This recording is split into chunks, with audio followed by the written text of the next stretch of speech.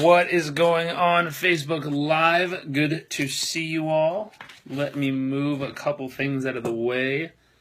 It has been a few days. Hopefully y'all are doing well. Let's see, is this thing working? I think it is. Here we go. People are starting to join in. Welcome, welcome, welcome. As you tune in, love to know where you're tuning in from, possibly 2 to 3 things you are grateful for. And I'd love to know, in your opinion, as we get started, I'll share mine in a minute, but in your opinion, what makes a really high-quality leader? I'd love to know in the comments section here down below, what, in your opinion, what makes an absolute high-quality leader? What is it about that person? Is it what they're accomplishing? Is it how they're showing up? Is it how they treat other people? Is it their mindset? Is it their ability to execute and follow through? But in your mind, in your opinion, I'd love to know what makes a true high-quality leader. It's an interesting topic. We've spent the last couple days really remarkable experience. We were doing some training with the Air Force parajumpers, and also some of their pilots and a lot of the people on their team at one of the Air Force bases here in Florida. And it was a remarkable experience meeting some of these young airmen and men and women who are absolutely incredible leaders. And we've got to meet with people in all different positions and really just learn how they go about what they do. And they walked us through and put us through a lot of their training just for fun to see what it was like. And spending a couple days talking to some remarkable leaders within their organization, there's so many things that stood out, just as far as their approach, not how they actually do it. I'm sure that's confidential and theirs to keep, but their actual, the way they approach things, how they view things, their mindset, their style, how they get, a normal young human being who's at an early stage of their life to excel extraordinarily well in a short period of time. And obviously that's what we do as well. So I look for all the things that we apply and how we could assist them and what we know, but I'm also always learning and trying to pick up what do they do that we might not do or might not know, and how do you connect the two and be able to add to your life, hopefully. Angie, nice to see you. So what makes a leader in your eyes is integrity, foresight, self-motivated, actions congruent to words and beliefs. So if they really walk their talk and absolutely live what it is they're saying, and if they show up and have integrity and foresight, who else is out there? I mean, what would you say really truly are the qualities that create a leader in your eyes? One thing I noticed that was absolutely remarkable in the very first piece that I saw in every leader that we met and people who took a leadership position was the modesty, but it wasn't just a modesty in who they were. It was a certainty in who they were. Like, they know what they've done, so there was no time spent trying to talk themselves up. They weren't trying to tell you how awesome they were. They weren't trying to tell you all the things they've done. And these men and women have done amazing things. But what was really remarkable is they spent the majority of their time telling you how amazing the person next to them is. They spent all their time telling you how amazing this guy was, or that guy was, or this lady was. And it was really remarkable. You noticed the people who were in the highest positions could tell you just about everyone around what that person does that's amazing, what this person does that's amazing, what that person does who's amazing, what this person does that's amazing. And what's amazing is that I've rarely been inside of an organization that you talk to many different individuals throughout the day, and the very first thing they tell you about isn't how great they are and what they do, isn't how, they might tell you, oh, the company's great, but literally for people in an organization to purposely point out everyone around them and tell you something awesome about them and how they approach their job, how they approach what they do, and what they're capable of, it's really a remarkable experience. And that was the first thing I noticed. Donna, nice to see you. Their compassion for others and their ability to treat everyone as an equal. Yeah, it's beautiful, and that's something that I saw within these men. It wasn't just treating them as an equal. They literally would point out the absolute coolest and best things about the person standing right next to them. And it was amazing. Like, it was jaw-dropping things that you'd hear from these people Let's see. You may forget someone's name, but you'll never forget the way they made you feel. Absolutely. And that's a quality of a true leader, is that person makes you feel like the most important person they've ever crossed paths with. And that person makes you feel like they were you were the greatest experience and greatest moment of their life in that moment that you were together.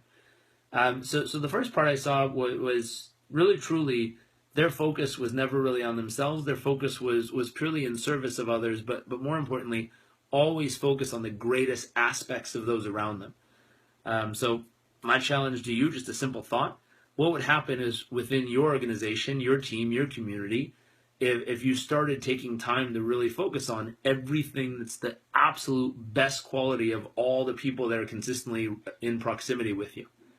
What would happen if someone came over and said, hey, tell me about your family? And you said, oh my God, I've got my wife, and here's all the things amazing about her, and I've got my husband, and he's incredible, and here's all this stuff, and I've got my kids, and this one's this, and this one does this, and they're all amazing. And it's not just bragging about them, but it's really truly the awe-inspiring aspects of them that you truly respect at the deepest element of who you are because of how they show up and who they are. And imagine that in an organization. Imagine walking in the doors and saying, hey, tell me about your company. And the person who greets you says, oh my gosh, this person right here, they're amazing at this. They're absolutely incredible at the way they show up. It's really remarkable. And that person over there, they're probably one of the best at what they do in this one aspect of their career. And this person, it'd be a whole different universe. And I don't think I've ever walked into an organization where that's the standard conversation. And not just when a guest arrives, but that's literally how they communicate with each other. Just something to think about. The next thing I saw that was said below is really truly they walk their talk. I didn't meet a single person in a leadership position, and it's a little bit different in that their organization, but it's earned, not given. It's not something that, hey, you're qualified, so you get to magically be the leader of this. It's like you go out and you kick ass and you really deliver at the highest level and you earn rank and you build yourself up and you earn that position to the point that you are the most decorated person to be leading that team or that organization in that position. And I see a lot of people nowadays, and this is something my dad and I always talked about growing up. He was a huge proponent of this, and he said, listen, I will never put you in a position that you haven't truly, truly, truly earned in every ounce of who you are as a person. It'd be a radical disservice for him to do so in his eyes. And I had never quite understood it growing up. I was like, okay, it'd be kind of cool though. But it makes sense now. And how you know if you've really earned that position is you don't have to tell anybody you've earned it. By the way you walk, the way you talk, the way you move, the way you breathe, the way you show up, everyone around you would naturally, if they said, hey, we need someone to fill this spot, you would be the very first person that would go into their mind, that they would go, oh my gosh, you have to get them. You have to. They're the best. I know they are. I've seen them do it. They're remarkable. And so one question is, whatever service you deliver to the world in your job, your profession, if you're a parent, do you deliver in the style that you would be the very first picked if there was an opening for what it is that you do? Meaning, if you go all the way back to, Christy, nice to see you. So true, living your value. If you go all the way back to that thought, when we were little kids, and this wasn't always the most pleasant experience for me and for other people out there, but there's times in life where you go pick a team, and if you were going to play dodgeball, like you knew which kids in your class were the best at playing dodgeball, and you normally try to pick them first. And so the same thing, whatever you do, if you're a sales rep, would you be the sales rep that every company owner on earth would be like, ooh, I want them on my team? If you're in customer service, are you the type of customer service rep, the way you show up and deliver, that every company on earth would be fighting over having you on their team because of how you deliver that? If you're a service provider or an incredible mother, would you be the type of mom that every person on earth, that's a weird scenario, but every person on earth would be like, oh my gosh, I wish that person with those qualities would be my mom, or that show up in that way. Weird example there, but that thought. Meaning, do you show up in a way that you would be the first picked for whatever it is that you do? Stuart, nice to see you. Donna, in our office, we have a rule that if we talk of anyone, we never talk of anyone unless it's standing beside us, unless it's to build them up. Attitudes are contagious, makes you worth catching. Let's see. There are plenty of critics already. Find the gold in the people. That's wonderful. Great standard. Stuart, nice to see you. But that thought.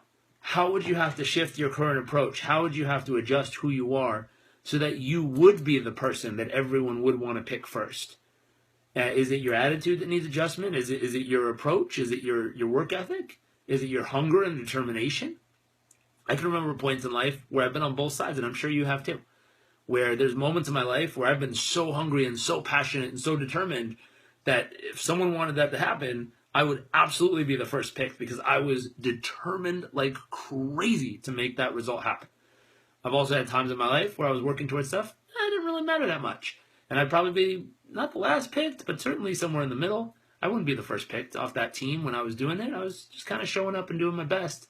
But I know if I really wanted to be the best, there was a mental shift needed, a hunger, a drive shift needed, and some passion and determination. But also, what else was needed in that moment in my life, if I look back and I'm honest, is I needed some type of standard that constantly helped make me better so that I could actually be improving at what I was doing. And I remember very clearly there was a segment in life when I was in sales and I wasn't doing that, at least not to the capacity that was possible. And therefore, I wouldn't have been the first picked. I was kind of struggling there. And looking back now, that's not the case. In our business, I'm lucky to say that we're many times one of the first picked, which is awesome. We're the people that get the call when someone really needs a coach to kick their ass and really hold them accountable. We get the call all the time. I'm excited that I just printed these off, but we got a few more speaking inquiries, and we're starting to book up all the way through, I think this is May or August of next year. So it's fun. We're getting booked out month after month after month because we're the people that people want to call and bring us in to go speak to the organization. It's a remarkable experience, but it's because we're constantly getting better, we're constantly delivering, and really, truly, we're crafting something in a way that makes their team their best. Christy said, setting standards for oneself and organization is such a game changer. It absolutely is. And I can tell you there were moments, just to be real and raw with you, there were moments when if I looked back at that first quality of leadership that I was talking about from the group we were just with, that was lacking in our organization. And the way our organization did business was by going out and telling people how great we were and how much we could do for them, instead of focusing on them and how incredible they were and what we could do, how we could help them and what we could do for them. And it's all them. And what's amazing is as soon as that shift happened and our focus became solely on serving, not trying to show people anything, all of a sudden our phones started ringing off the hook, and now we're constantly booked out, and our quality problem we prayed for 6 years of building is here. It's awesome. Jennifer says, constantly getting better is the key. Exactly. Constant, never-ending improvement, or the original form, Kaizen. It's very, very important. Figuring out that system to say, hey, how am I constantly improving, with the addition of that first piece, which is not only how I am improving, but how am I improving that's allowing me to become better in purely the focus and service of others. I think one of my favorite pieces that touches my heart is how hard these individuals work that we were just hanging out with the last couple of days, how focused they are, how determined they are. And with one of the units we were with, their creed, what they stand for is that others may live. And it's remarkable. It's like all that they do, all that they fight for, all that they work, everything, every hour and every moment they put in is literally in this purely the service of all the other forces they work with. And I love that.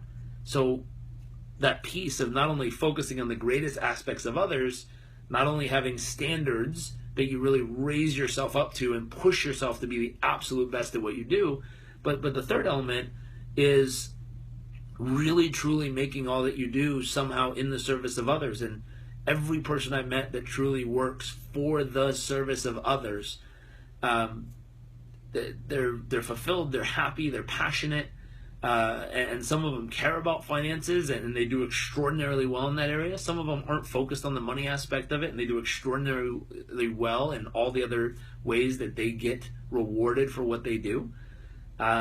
I've never met a person who's solely focused really truly on the service of others, who always focuses on what's great at people around them, who has an exceptional standard of how they show up. I've never met someone like that who struggles.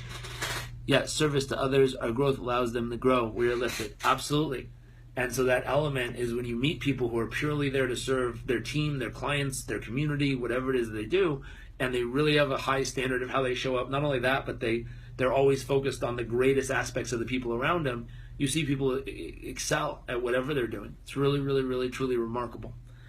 Beyond that, one thing that was absolutely remarkable that we saw there as well is something we always talk about, but the spotlight effect.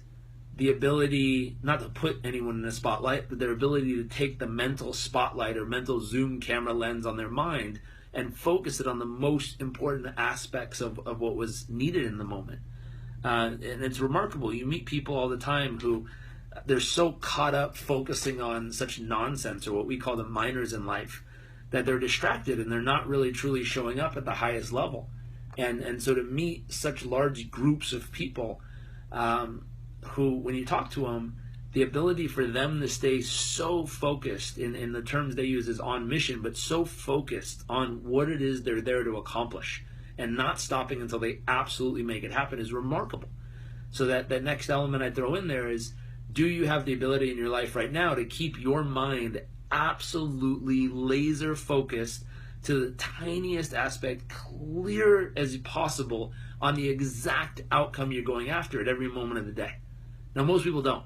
Most people's mind wanders, they get lost, they forget they were doing, they kind of get busy, they get distracted, all this other stuff happens, they can't stay focused. But the people who I've seen who are in those leadership positions, who are doing extraordinarily well, they have the ability to stay laser focused into a pinhole of alignment there with exactly what needs to happen and stay on track. Donna says, another great quality of leaders, they take great care of themselves too. You can't serve people from an empty cup. Take your health and family and learn how to prime the pump to recharge yourself. Absolutely. That's a key aspect. Now, the truth is most leaders don't realize that till a little bit later in life, because what will happen is in the beginning they can push themselves, they can force themselves, they can drive themselves to action. They can kind of like push and push and push and push and push and somehow get themselves to really show up, and just purely out of force. Over time, you're spot on. I agree with you 100%. Great leaders over time realize that they have to constantly keep themselves at the strongest mental, emotional, physical place humanly possible. One thing that's remarkable, and it's always fun going over to Dad's house. He's 55, turning 56 this year, and he goes and does what most people in their 20s can barely keep up with. He'll go to a 4 or 5 day seminar, and you have kids in their 20s going, "Oh my God, I'm so tired. I can't. How does he do it?" And they were sitting all day in the seminar. He was on stage jumping and dancing and yelling and talking the whole. Oh, there we go. And what's amazing is he's teaching this whole day and there the whole day and doing the whole thing. And what's absolutely remarkable is he ends up having more energy than the people who are sitting there watching the whole time. And what people always ask, like, how in the world does that work? How in the world does that dude keep so much energy and so much focus and so much passion and so much purpose and determination when everyone else seems to fade away throughout the day? And, going to be a little sideways now. Hope you like my artistic style here.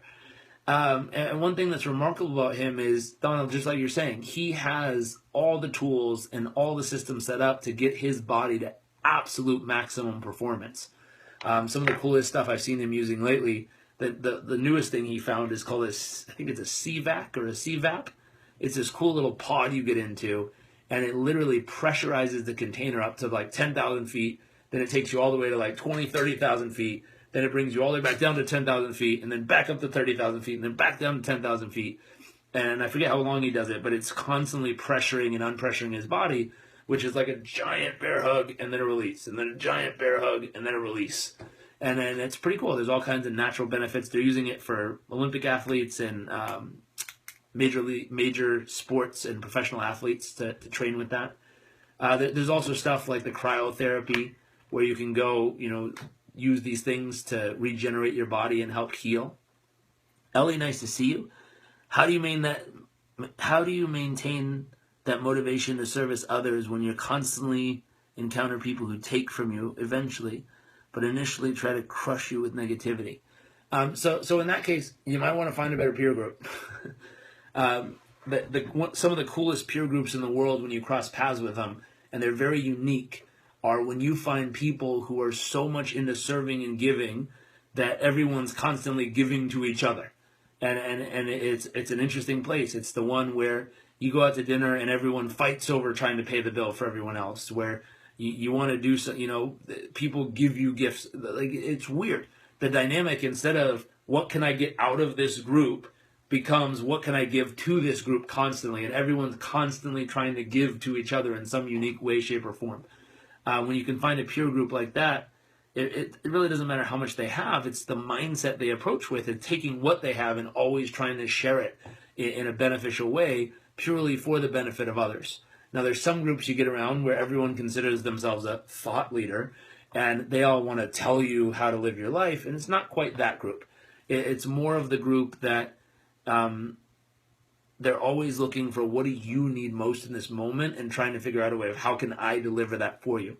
Whether that's listening, whether that's helping, whether it's a hug, whether that's a high five, they're always looking out for you first. And talking about leadership, that they're willing to take care of themselves, make sure they're the best version of themselves, but they're also always mentally looking at the needs of the people around them and trying to really fill and fuel the needs of people around them, and that just becomes their nature. Now, it's not necessarily always because they're born that way, but over time, you can develop that aspect if you want to build leadership in your own life. But how do you do it? You find people who that's the stage they're playing at right now. And everyone goes through ebbs and flows. Everyone has moments of their life where they're a complete taker. Everyone has moments of their life where they're a complete giver. Find and define the people who are in that flow of giving, and make sure you spend consistent quality time around them. And if giving fills you up, then make sure that you take time and figure out, I forget what we called it in our book, but it's creating that safe haven, creating that place you can go to refuel, refill up, and really protect yourself and build yourself up emotionally, so that really truly you're as full as possible. Then go really give and serve. Donna, you're right. Tony does have all the cool stuff. However, he does the basics a lot. Clean food, fresh water, by the gallon, rebounding on the trampoline, chiropractics. I see you take care of these things too. Absolutely. I always keep multiple jugs of water around at all times. Speaking of which, I'll hydrate.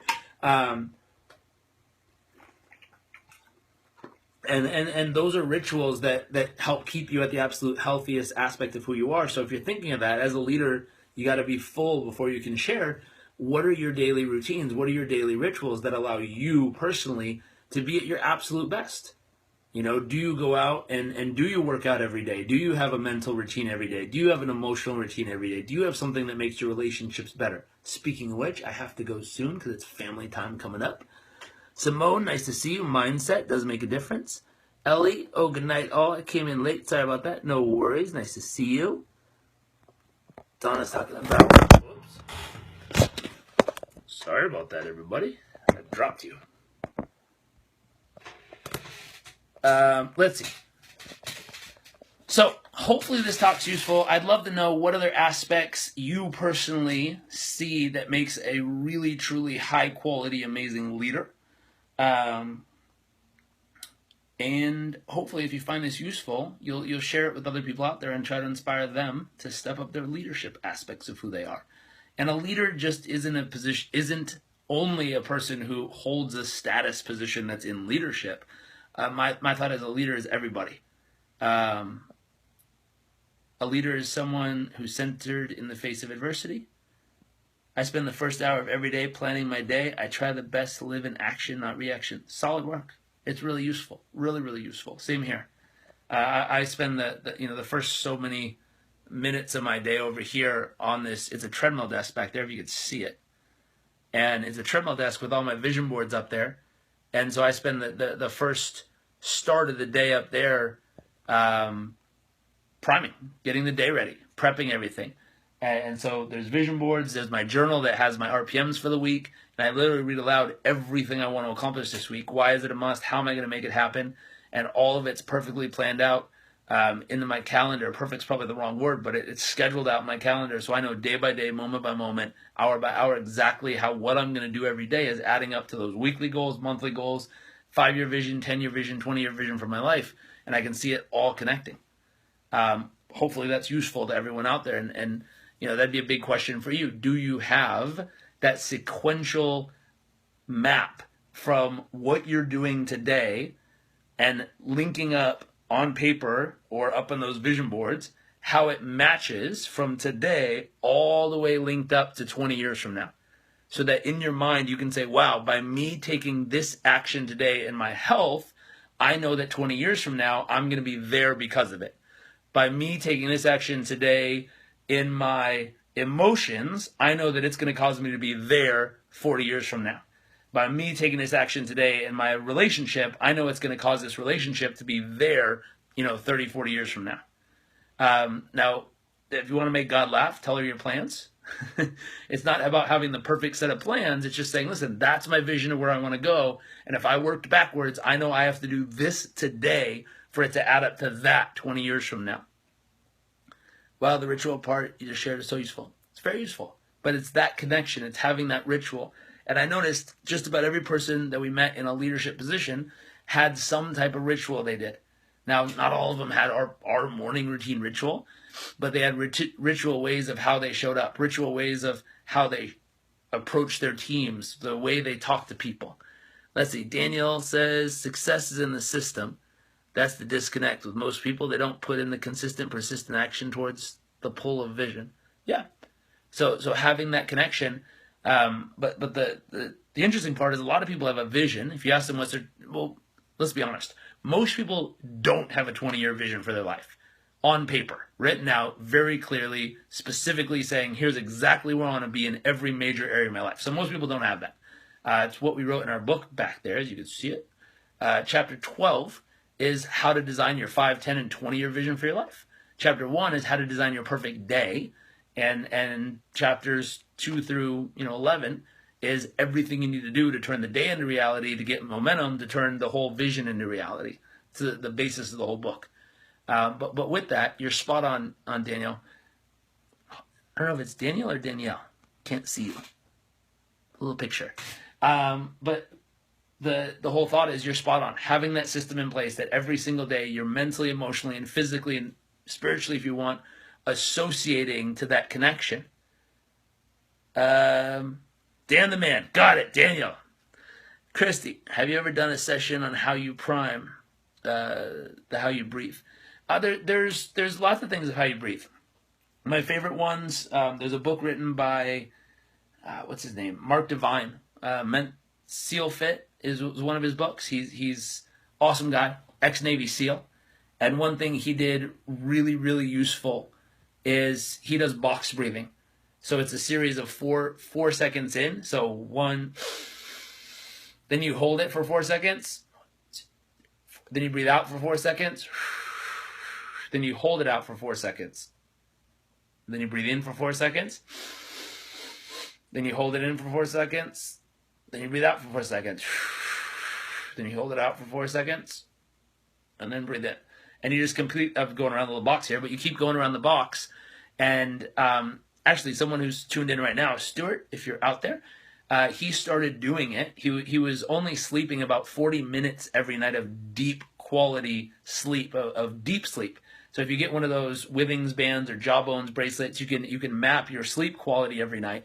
And he started mapping his sleep quality and saw that he only had, out of all the hours he slept, he only had 40 minutes of actually deep sleep every night, which wasn't good. And so he started doing 5 minutes of box breathing. So set a timer for 5 minutes. He just did his 5 minutes of the 4, 4, 4, 4, 4, 4 breathing, just in a little box. Just breath in, hold it, breath out, hold it out, breath in, hold it, breath out, hold it out. That's it. He did it for 5 minutes. And what happened is within, I think, a week or two, or by the second week, he got to 3 hours and 40 minutes of deep sleep every night, which deep sleep is where your body regenerates. It's where it refuels. It's where it builds up and puts itself all back together. It's a wonderful thing. And all he did was 5 minutes of box breathing before sleeping every night. Now what's amazing is in the morning, you can use box breathing as one type of breath. Along with box breathing, you could also use breath walking, which you match your breath to your steps. So it'd be, if these are your steps, it'd be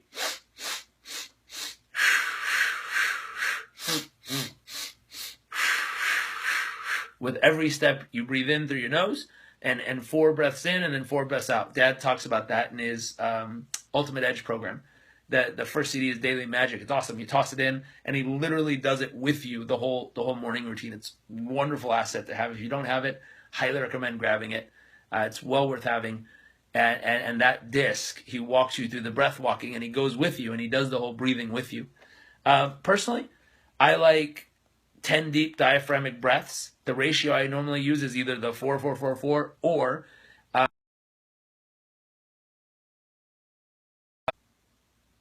here.